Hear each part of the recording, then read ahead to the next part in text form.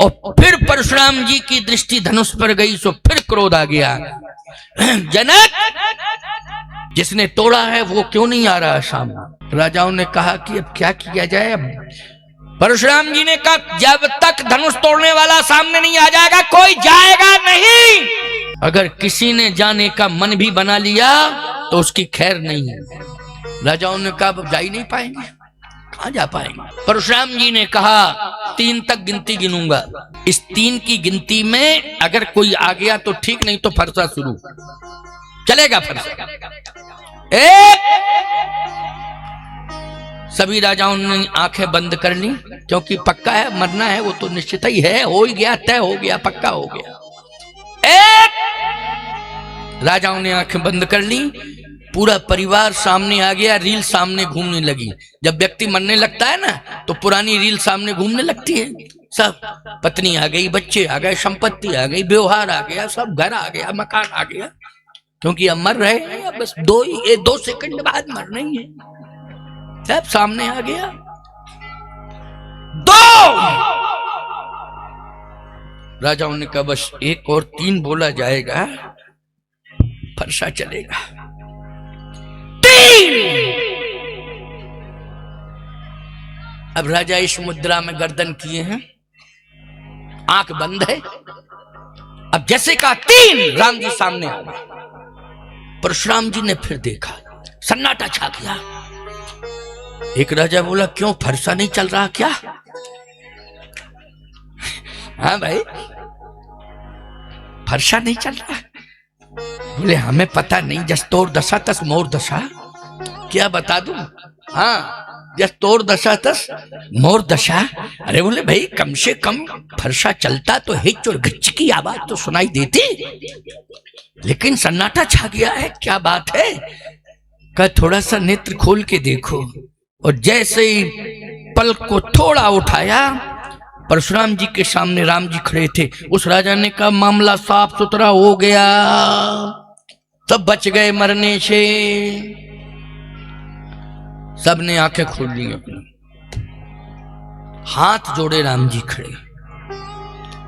परशुराम जी ने कहा, पहले ये बताओ, धनुष तोड़ने वाले का नाम बताने के लिए खड़े हो? राजाओं ने कहा, लिखो। फिर मोड़ आ गया, मूड पलट गया बाबा का। उल्टा पुल्टा प्रश्न कर रहा है। ये तो नहीं कह रहा है तुमने धनुष तोड़ा, ये कह रहा है धनुष तोड़ने वाले का नाम बताने के लिए आए। इतने सज्जन हो, इतने सरल हो, इतने सौम्य हो, आदर्शवादी बालक हो,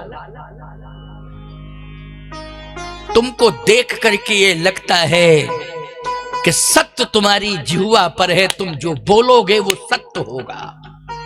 राजाओं ने कहा, पता नहीं मूड में किसका नाम ले दे, क्योंकि बाबा कह चुका है, जो भी बोलोगे सत्य तुम्हारी जिह्वा पर है, इसलिए वही सत्य होगा। राजाओं ने कहा, क्या बतावें? बोलो बोलो बोलो। भगवान राम ने कहा कि आपसे मेरी प्रार्थना है, मैं ज्यादा तेज तो नहीं बोलता हूं, लेकिन आप ध्यान से सुनना। भगवान राम कहते हैं, मैं बहुत तेज नहीं बोल पाता हूं, लेकिन आप ध्यान से सुनना, क्योंकि आप परम तेजस्वी हैं, इसलिए बहुत धीमे स्वर में मैं बोल पाता हूं। परशुराम जी ने कहा, नहीं मुझे सुनाई देता है, तुम तो बोलो। नाथ संबुधन भंजन हारा, हुई है कोई दास तुम्हारा। धनुष तोड़ने वाला आपका कोई दास ही है, और वो यही है। राजाओं ने कहा, गोलमोल बोला, पता नहीं किसको दास मान बैठे, उसी पे फरसा चला दे। ये क्यों नहीं कहता मैं ही दास हूं, मैंने तोड़ा है, मैं दास हूं? हुई है कोई एक दास, अब पता नहीं किसको दास मान बैठे। ये क्यों नहीं कहता कि मैं दास हूं, मैंने तोड़ा? हुई है कोई एक दास। परशुराम जी ने कहा नहीं, वो दास नहीं हो सकता है, वो मेरा दुश्मन है, जिसने मेरे गुरुदेव का अपमान किया है वो मेरा शत्रु है, वो दास नहीं हो सकता है, मैं उसे सजा दूंगा। कौन है वो?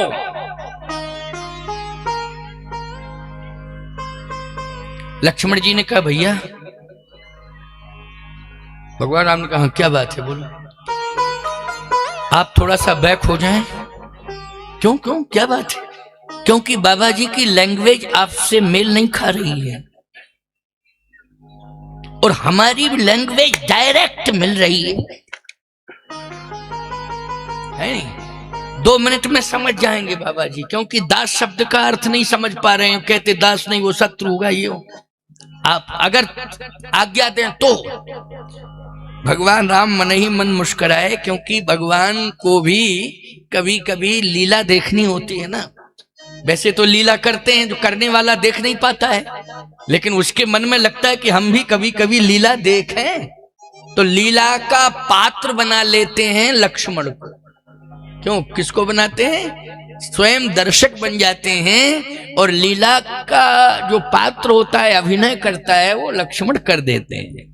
और राम जी मुस्कुराते हैं, लेकिन मन ही मन मुस्कुराते हैं। बहुत ज्यादा भगवान की आदत नहीं है कि जिस तरह से तुम लोग हंसते हो ठहाका मार के, नहीं, मुस्कुराते हैं। क्या मुस्कुराते हैं?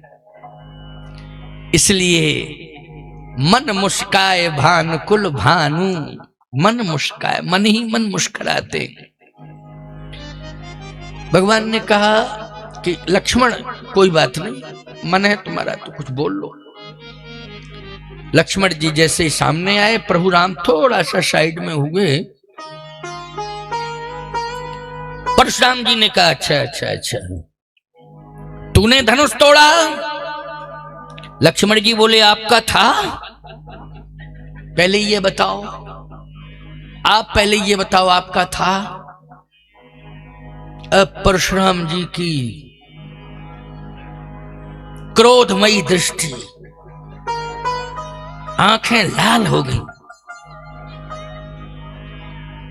परशुराम जी ने कहा मेरा नहीं था, तो फिर आपके बाप का था क्या? अब और आंखें लाल। भगवान राम बोले ये क्या बोल गया, ये तो आग का अंगार उगल गया। परशुराम जी ने कहा मेरे बाप का था, तो सिद्ध करो आपके बाप कौन है। आहा, कितनी बढ़िया बात। अगर आप मुझसे पूछें कि आपके बाप कौन है, तो हम आधार कार्ड दे देंगे अपना, पढ़ लो इसमें कौन है। तो उसमें पिता के स्थान पर गुरु का नाम पड़ा है। किसका नाम पड़ा है? गुरुदेव का। पिता के स्थान पर किसका नाम पड़ा है? गुरुदेव का। गुरुदेव का। क्यों? जन्म से ही साधु, व्यक्तिगत परिवार बसाया नहीं, संत परंपरा का निर्वहन किया जा रहा है, तो माता पिता परमात्मा सब कुछ कौन हो गया? गुरु हो गया। समझ गए हो कि नहीं? गुरुर ब्रह्मा गुरुर विष्णु गुरुर्देवो महेश्वर गुरुर साक्षात परब्रह्म तस्मै श्री गुरुवे नमः। सब कुछ गुरु ही हो गया। तो परशुराम जी ने कहा मेरे बाप का है, लक्ष्मण जी ने कहा सिद्ध करो। परशुराम जी ने कहा मेरे पिता, मेरे गुरुदेव हैं भगवान शिव, और ये धनुष शिव धनुष है, इसलिए क्रोध क्यों नहीं आएगा। अरे गोरे गोरे राजकुमार, केवल तुम्हारा चेहरा और तुम्हारा बाह्य शरीर गोरा दिखाई दे रहा है, अंदर से तू काला प्रतीत होता है। ये जो बड़ा भाई है तेरा, ये ऊपर से काला है लेकिन अंदर एकदम साफ सुथरा है। केवल बाहर से ही काला काला दिखाई दे रहा है, लेकिन अंदर एकदम साफ सुथरा निर्मल मन जन सो मोहि पावा और मोहि कपट छल छिद्र न भावा। लेकिन तू बाहर से गोरा दिखाई दे रहा है लेकिन अंदर काला है। लेकिन आज किसी साधु से पड़ गया पाला, इसलिए मैं तुझे बहुत बड़ी सजा दूंगा, तुझे खंड खंड कर दूंगा। देख मेरा फरसा। लक्ष्मण जी बोले, इसका मतलब है कभी पाठशाला में पढ़ने नहीं गए हो? परशुराम जी ने कहा, ये फालतू की बात क्यों करते हो? उत्तर दे नहीं रहे हो, पाठशाला की बात क्यों कर रहे हो? कहा, अगर पाठशाला में पढ़े होते तो समझ में आ जाता कि शेष बचता है, कटता नहीं है। क्यों भाई, अंक गणित का क्या नियम है? जल्दी बोलो। शेष जो बचे वही शेष, और कोई शेष को काट दे तो ईमानदारी से बताओ फेल हो जाएगा कि नहीं हो जाएगा? हैं? सप्लीमेंट्री। इसलिए आप बार बार कह रहे फरसे से काट डालूंगा, मैं शेष हूं। क्या प्रमाण है तू शेष है? कहा, अपने गुरु से पूछो, गुरु से पूछो। और मैं एक एक बात जानता हूं बाबा, आपके रोम रोम को जानता हूं। जब आप पहली बार आए थे तो हम ही ने सिफारिश की थी। है, तुम कौन है? कहा, पता लगाओ अपने गुरु। अच्छा, गुरुदेव के मस्तक पे, शिव जी के मस्तक पे कौन बैठता है? जल्दी बोलो। शंकर जी के मस्तक पर कौन है? शेष है कि नहीं? परशुराम जी ने कहा, बालक बोल बधो नहीं तो ही, केवल मुनि जड़ जाने मोही। जड़ मूर्ख मानता है तू मुझे? कहे, नहीं मूर्ख नहीं मानता हूं, क्रोध में बुद्धि खराब हो गई है, इसलिए गणित का हिसाब भी गड़बड़ा गया कि तुम काटने की बात कर रहे हो शेष की। और दूसरा मतलब यह है कि मैं सब कुछ जानता हूं, और जो भी हुआ है यहां, इसके बारे में अपने बाप से पूछ लो जाके। बाप मानी शंकर जी। अब बताओ, राम जी बोल सकते हैं इस प्रकार से? अच्छा, लक्ष्मण जी कटु सत्य बोल रहे हैं, सत्य है लेकिन कटु सत्य, बोलो। और ध्रुव सत्य है, बोलो है ना ध्रुव सत्य? एक एक बात को सुनते जाओ जरा, क्योंकि प्रसंग बड़ा अटपटा है। और ये दशरथ जी महाराज चिट्ठी में पढ़ रहे हैं, इसलिए चिट्ठी जो है खट्टी होती जा रही कि ये ज्यादा बोल क्यों रहा, कोई चुप कराने वाला क्यों नहीं? बाबा के मुंह लग रहा है पता नहीं क्या रिजल्ट आउट हो जाए। लेकिन बार बार लक्ष्मण जी बिना भय के बोल रहे हैं, कह रहे हैं ये फरसा अरसा काम नहीं करेगा, चाहे जितनी ताकत लगा दो, क्योंकि शेष कभी कटता नहीं है। कहा, तेरे कारण तेरे बड़े भाई को सजा मिलेगी, ये फरसा आज कहीं तेरे बड़े भाई के ऊपर न चल जाए। वो निर्दोष साबित हो रहा है, उसका स्वभाव मुझे आज बहुत बड़ा प्रभावित कर रहा है। उसका स्वभाव मुझे बार बार कह रहा है कि नहीं नहीं नहीं नहीं, ऐसा व्यक्तित्व तो पूरे ब्रह्मांड में नहीं है। लेकिन आज मैं निश्चित रूप से प्रभावित कर सकता हूं, क्योंकि क्रोध मेरा बढ़ रहा है। लक्ष्मण जी बोले, शेषई को प्रभावित नहीं कर सकते हो तो विशेष को कैसे करोगे? मैं हूं शेष और मेरे बड़े भाई हैं विशेष। बाबा कहा, अच्छा विशेष है तो विशेषता बताओ। लक्ष्मण जी ने कहा, ज्ञान अखंड एक सीता बर। ज्ञान अखंड, ये अखंड है, और अखंड कभी खंड खंड नहीं होता है, वो तो अखंड ही रहता। लक्ष्मण जी ने कहा, वो अखंड है, अखंड है। परशुराम जी ने कहा, फरसा तू आगे बढ़। मेरी समझ में आ जाएगा कि वास्तविकता है, इनमें अखंडता है, विशेषता है, क्योंकि मेरा फरसा आज्ञाकारी है। मैं जो आदेश देता हूं फरसा उसका पालन करता है। लेकिन अगर विशेषता होगी तो मेरा फरसा बता देगा। जैसे ही फरसा उठाने की कोशिश की तो हाथ ही नहीं उठा, अब तो छाती पीटने लगे फरसा। बहाई नहात दहाई रिस छाती, भाग कुठार कुंठित नृपुघाती। फरसा तू क्यों नहीं उठ रहा है? फरसा बोला हमसे बात मत करो, हाथ से कहो तू क्यों नहीं उठ रहा। हम तो हाथ में, हमसे कह रहे हो हाथ उठो उठो, हाथ उठे तो हम उठे, जब हाथ ही नहीं उठ रहा है। परशुराम जी ने कहा मेरा हाथ है, मेरे हाथ में क्यों नहीं है? और आजकल तुम्हारा हाथ ही हाथ में नहीं है तुम्हारे। सही बात तो यही है। क्यों भाई? तुम्हारा हाथ ही तुम्हारे हाथ में नहीं है। परशुराम जी एहसास कर रहे हैं, बोले आज क्या हो गया मेरे हाथ को? मेरा हाथ ही मेरे हाथ में नहीं है। मैं कह रहा हूं उठ उठ उठ, उठ ही नहीं रहा। मेरा हाथ मेरे हाथ में नहीं है। आज लोग कहते हैं ना पूरा गांव मेरे हाथ, पूरा जिला मेरे हाथ में, लेकिन बाद में तुम्हारा हाथ ही तुम्हारे हाथ में। क्यों डींगे हाँक रहे हो बड़ी बड़ी?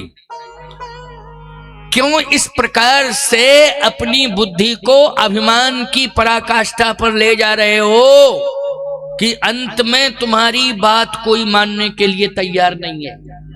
यानी तुम्हारा हाथ, तुम्हारे परिवार के लोग नहीं मानते तुम्हारी बात, तुम्हारा बेटा नहीं मानता है तुम्हारी बात, इसका मतलब है तुम्हारा भाई तुम्हारी बात नहीं मानता है, और भाई मानी हाथ होता है भोजा, इसका मतलब है कि हमारा हाथ ही हमारे हाथ में नहीं है। अर्थ निकल के आ गया। बस एक ही संदेश दे रहा हूं कि अपना हाथ रघुनाथ के हाथ में पकड़ा दो, सारी दुनिया तुम्हारे हाथ में हो जाएगी।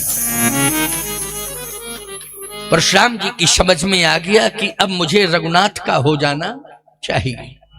ये व्यर्थ का ये फरसा मेरे हाथ में, और व्यर्थ के ये शब्द मेरी वाणी पर, और ये समय व्यर्थ में गमा रहा हूं। इसलिए परशुराम, क्योंकि फरसे ने संकेत दे दिया है, हाथ ने संकेत दे दिया है कि अब मैं आपके साथ नहीं हूं, नहीं हूं आपके साथ। क्यों? आपने व्यर्थ में वाणी का दुरुपयोग किया, समय व्यर्थ में गमाया है, और आपने तपस्या इसलिए छोड़ी है कि यहां पर संहार हो जाए। नहीं नहीं, फरसे से निर्माण होना चाहिए।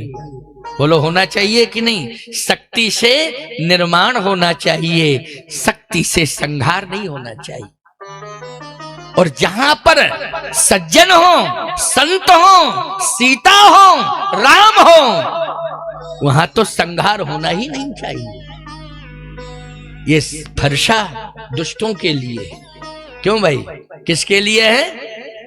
दुष्टों के लिए है। परित्राणाय साधूनाम विनाशाय च दुष्कृताम धर्म संस्थापनार्थाय संभवामि युगे युगे। संत सभा अनुपम अवधि, वहां भी संत सब बैठे हुए थे, क्योंकि आप सबको मालूम है कि संत तीर्थों से आए थे और वो सब राम राम राम राम कह रहे थे, इसलिए उन्होंने राम राम राम राम की धुनी से अवध बना दिया है मिथिला को।